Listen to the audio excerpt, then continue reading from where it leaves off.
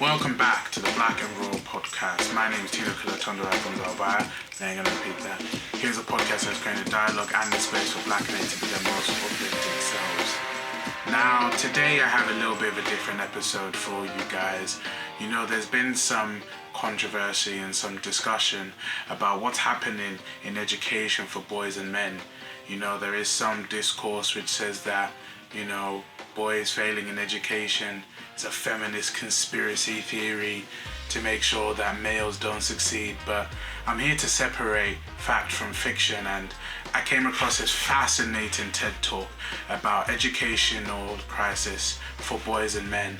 And so what I wanted to do in this episode was show you guys a bit of that TED talk, break it down a little bit, and share with you my thoughts and feelings about it and what we can do to make sure that boys and men aren't failing in education. And so let's get on to it. This TED talk is called "Is There an Educational Crisis for Boys and Men?" by Richard Reeves. And let's hear what Richard has to say.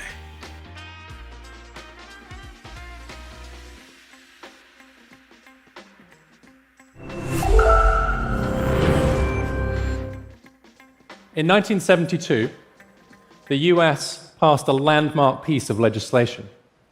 The new law was called Title IX, and it expanded economic and educational opportunities for women, especially in higher education. Back then, there was a 16 percentage point gap in the awarding of college degrees in favor of men. Within a decade, women had caught up and then just blew right past the men. Today, there's an 18 percentage point gap in the awarding of college degrees. So there's a bigger gender gap today in US higher education than there was 50 years ago when Title IX was passed. It's just the other way around. I study inequality for a living, and for most of my career I focused on the divides of class and race. But in recent years I've just been noticing more and more gender gaps, and not in the direction that I was expecting. Probably like most of you, I'm used to thinking about gender equality and the goal of gender equality as synonymous with the advancement of women and girls. But it's now clear that there are many boys and men who have fallen behind, and that we have to be able to think about gender inequality in both directions. One thing that makes that hard is that the changes have been so quick, so rapid, that it's hard to update our beliefs to match the new facts. It's a bit like the needles on a compass swinging round. Suddenly north is south and south is north. It's really quite disorienting.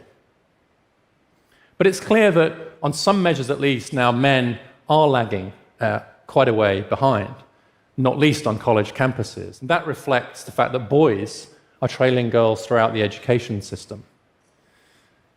2/3 of the top academic performers in high school, measured by GPA, are girls. And 2/3 of those at the bottom are boys. And it's not just in the US. If we look at the 20 most economically advanced countries in the world, there's on average a 13 percentage point gap in the share of young men and young women with a college degree, with young women much more likely to have a college degree. And in some nations, the gap is much bigger. In Norway, for example, there's almost a 20-point gap. And just like in the US, these differences at the college level reflect what's happening earlier in the school system. It used to be that maybe boys were ahead in math and science, girls were ahead in reading and language in roughly equal measure. That's not true today. Internationally, at the age of 15, there's a 5-point gap in favor of boys in math. There's essentially no gap in science, a slight gap in favor of girls, actually, in science. But boys are 30 points behind girls at the age of 15 in reading and language skills. But not all boys and men are struggling in the same way. The intersection of gender with class and race really matters here. So boys from poorer households and middle-class households much less likely to attend college than girls from the same background. But there's a much smaller gap at the top of the economic ladder. I think one of the reasons that elites can sometimes struggle to grasp what's going on with boys and men is that the gender gaps are just much less stark in affluent communities. And the gender gaps are even more stark for black Americans. For every black man getting a college degree, there are 2 black women. So anybody who really cares about boys and men has to care about racial injustice and economic inequality. And anybody who really cares about racial injustice and economic inequality has to care about boys and men. So, as you've seen there, Richard provides a lot of facts and a lot of statistics that are showing that girls are actually excelling in education, whereas boys are not excelling. We saw that, especially in English and in other subjects, other humanities sort of subjects, that boys aren't doing as well as girls in their education, and that even in receiving college degrees, that girls are receiving more college degrees than lads. And so, it actually is great. It's great that women are being able to achieve these things, because there was a time where women weren't able to do these things. And, there is still prejudice towards women in terms of education. Someone who I've done photography for a few times, I don't know if I could call her a friend just yet, but Vika Tivu, and she's doing some amazing stuff for girls and empowerment and for education, because there's still a lot of women that don't have access to education. So it's great that in this Western society we can have these discussions in terms of why aren't boys doing as well as girls. And my point of saying that girls are doing fantastic is great, because it is great in our Western societies. But at the end of the day, we can't have men lacking in their educational achievement in general. What would a world look like where we have women that are excelling in education and where men aren't excelling in education? We probably have a bit of that world right now, to be honest with you. And I really want all our future generational leaders and children to be able to have the best possible educational experience. And that educational experience means making sure that we're catering for everybody, that we're making sure that no one's deficiencies are giving them a disadvantage. And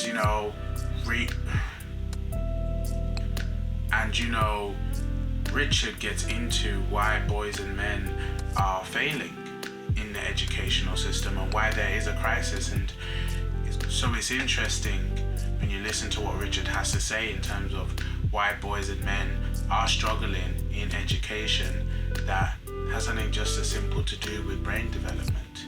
And that was something really interesting. So I'll let Richard explain what he meant.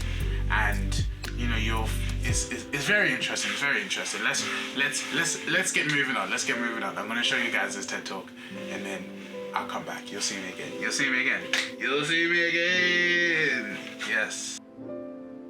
Now, the fact that the education system doesn't seem to be working very well for lots of boys and men is obviously not intentional. There wasn't a feminist conspiracy 100 years ago to say, well, it might take a century, but eventually we'll overtake them. Especially as it was men who mostly designed the school system. What's happened is that as the artificial and sexist barriers that were placed in front of women and girls have been successively removed, so their natural advantages in the classroom have been revealed. Compared to girls, boys face 2 big structural disadvantages in education. First, their brains simply develop later. The skills of planning, organization, and impulse control are associated with the prefrontal cortex, which develops in adolescence, especially, but about a year later on average for boys than for girls. So there's a significant difference there in the timing of brain development. Social scientists refer to those skills, planning, organization, etc., as non-cognitive skills. I like to think of them as chemistry homework skills. Doing your chemistry homework requires a lot of steps. You have to be paying attention in class when the assignment is given. You have to make a note of it. You have to remember hours later that you're supposed to do it. You have to actually sit down and do it instead of something more enticing instead. And remember, it's chemistry homework, so that's everything. Sorry, I know there are some chemists here, I'm sorry. And then turn it in. That's a lot of steps, right? That's a lot. Getting your homework done requires your impulse control to match what psychologists refer to as sensation seeking, basically that urge to go and do something more fun, more exciting. And even in the most difficult years of adolescence, which are also the crucial years for educational success, girls have a reasonable balance between impulse control and sensation seeking. But it's a very different story for adolescent boys. They have higher levels of sensation seeking, and with that less developed prefrontal cortex, they have significantly lower levels of impulse control. Again, on average. Now, if you still don't believe me, go into any 9th or 10th grade classroom and ask all the students to open up their backpacks. Many at least, of the girls will have pretty carefully organized, nicely labeled binders. And for many, if not most of the boys, it will resemble a small, controlled explosion. It's not that girls are smarter than boys. There's no gender gap in intelligence levels in either direction. It is just that girls develop more of these non-cognitive skills, these chemistry homework skills, somewhat earlier than boys do. That's just a fact, but it is a fact that we ignore in education policy. The second big structural problem that boys face in the classroom is the lack of male teachers. After falling for decades, the share of K-12 teachers who are male in the US is now just 23%, and falling. And the lack of male teachers matters for at least 3 reasons. First, for many children, can be an important male role model, perhaps especially if they don't have one at home. And second, male teachers appear to be more sensitive to the specific challenges of boys in the classroom. I can vividly remember my own experience. I can actually still feel what it was like to sit for what felt like hours on end on an incredibly hard plastic chair. And that it was actually a male primary school teacher, Mr. Cole, who gave us more opportunities to move around, made the lessons a little bit more interactive. And the third reason male teachers may matter is there's some evidence that, especially in subjects like English, which is where the boys have fallen so far behind, having a male teacher seems to dispel the idea that reading and writing just aren't for me, or for people like me, in a similar way to how having a female teacher has historically helped girls in STEM subjects. Right now, in too many of our schools, our boys feel like square pegs being forced into round holes. And too often our response is to try and fix the boys, rather than fix the schools. The problems of boys are turned into problems with boys. If they struggle to sit still or pay attention or apply themselves to a task, they may be diagnosed with some kind of disability. Their problems are thus medicalized and often medicated. In the US today, 23% of school-age boys have been diagnosed with some form of developmental disability, twice the rate for girls. ADHD, as you might expect, is the most common. But really, when 1 in 4 of our boys has a developmental disability, it seems clear to me that it is the system which is disabling, rather than the boys who are disabled.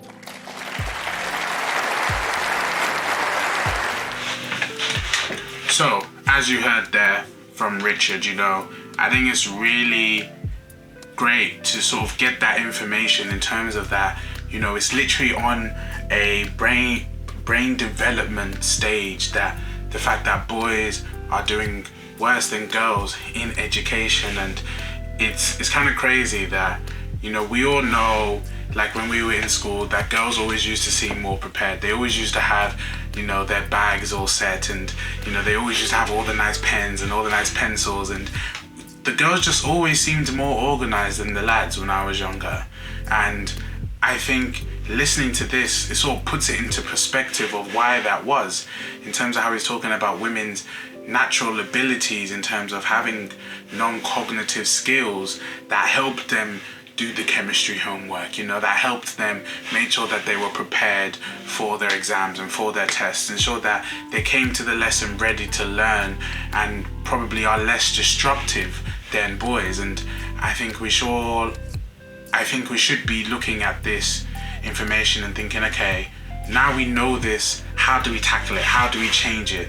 I think that is really essential in this. And there was even a statistic that Richard brought up in terms of that. So we even saw in the statistic that for every one black man that gets a college degree, 2 black women are getting one. And that is crazy. That's honestly crazy. It's great that more black women are being educated, but 2 to 1, hey, that's mad. That's 4 to 2. That's 8 to 4. That's, hey, we keep going. But as you can see, if we continue on a streak like this, we're gonna have so many imbalances in terms of women at the higher end of the spectrum in terms of educational achievement and getting the jobs. And if they deserve the jobs, they deserve the jobs. Fantastic. But we should be having everybody being able to do well in education. And Richard he gets into it just a little bit in terms of how he says that poor ethnic minorities are more likely to experience these disadvantages compared to people of the upper class. And I think we also should be really understanding that race element of it, because we know in schools that black boys are often more targeted. There's plenty of researches out there which will show you that teachers have negative views towards black children and are more likely to send them to the primary they're more likely to send them to the principal's office. They're more likely to get disciplined. I think black boys are 4 times more likely than white boys to be excluded. So we already know about the prejudices that are there for black youths, and the fact that we have all of this statistics, all of this in terms of we know what's going on with the developmental stages of boys and education in schools. And then we know that race also plays another factor into how boys exist within the school system. And so when you've got these 2 things compounding with each other, and then you also add on in terms of the medicalization of children and boys, the fact that boys are more likely to be diagnosed with some developmental disability when maybe it's just that they needed a different way of being taught. They needed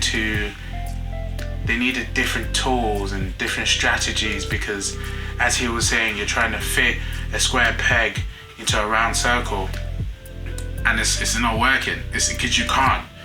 You know what I mean? I think Einstein had a really amazing quote, is if you judge a fish by its ability to climb a tree, then you're just sorely missing out on what it is. I'll put the proper quote here if I've got it right, but I think we need to be looking at this. We need to be really looking at this in terms of with our education system, because we need to have everybody doing well.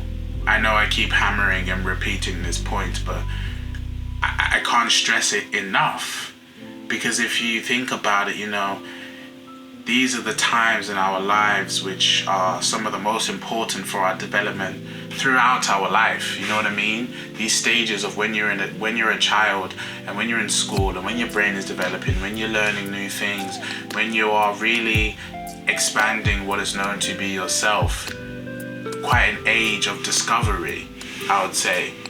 Then we also need to be ensuring that when we're building all these habits, when we're building all these experiences, that boys are having the best chance to excel in schools. And so I really want to get onto some of the solution, because it sounds all dire right now, right? It sounds all like, oh, what are we gonna do? Boys are failing. What are we gonna do? What are we gonna do? Well, I have some solutions of myself that I've collected and put all together, but Richard also has some really good solutions. So let's listen to him first and then come back to me. So, see you later. Now, there's a lot we can do to make the education system work better for boys. So let's start with those two big problems of later brain development and lack of male teachers. So first, we should start boys in school a year later. And the idea there is to level the playing field, given those differences in the timing of brain development. And actually, that's already quite common practice at private schools and in lots of affluent communities. But it's actually not the boys from rich families who will benefit the most from that extra year. It's the boys from lower income, poorer neighborhoods and families who would most benefit from the gift of extra time for development. And that's why I think this should be a question of public policy. Second, we need to recruit hundreds of thousands more male teachers, especially in subjects like English, where the boys are struggling so much, and which is the subject men are least likely to be teaching. And here I think we can draw some really good lessons from the successful movement to get more women and girls interested in STEM subjects. So that means setting clear targets, launching public campaigns, and offering financial scholarships to men who want to enter teaching as a profession. Of course, those are changes that will take time. Those are long-term changes, and there are millions of boys and men who are struggling right now.